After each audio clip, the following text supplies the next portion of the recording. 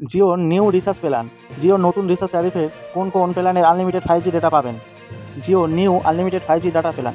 এখন থেকে শুধুমাত্র জিওই সেই সমস্ত রিচার্জ প্ল্যানের আনলিমিটেড 5G ডেটা পাওয়া যাবে যেখানে দৈনিক 2 GB ডেটা বা তার থেকে বেশি পরিমাণ ডেটা পাওয়ার সুবিধা থাকছে। জিও নিউ রিচার্জ প্ল্যান আজ থেকে বেড়ে গিয়েছে জিওর নিউ রিচার্জ প্ল্যান।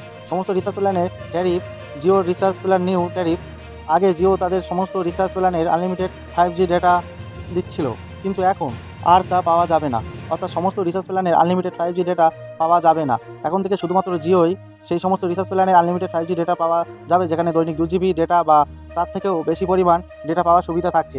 জিওর কোন কোন রিচার্জ প্ল্যান এখন থেকে আনলিমিটেড 5G ডেটা পাওয়া যাবে দেখে নিন। 299 টাকায় প্রতিদিন 2 GB ডেটা পাওয়া যেত।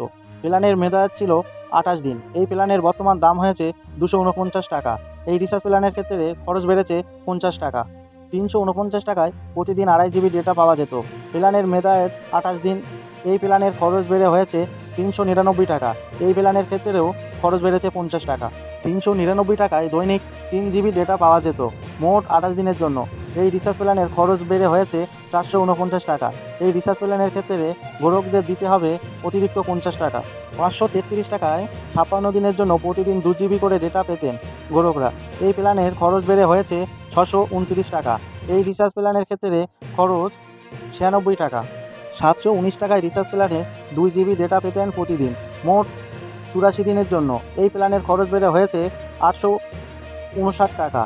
এক্ষেত্রে খরচ বেড়েছে 140 টাকা।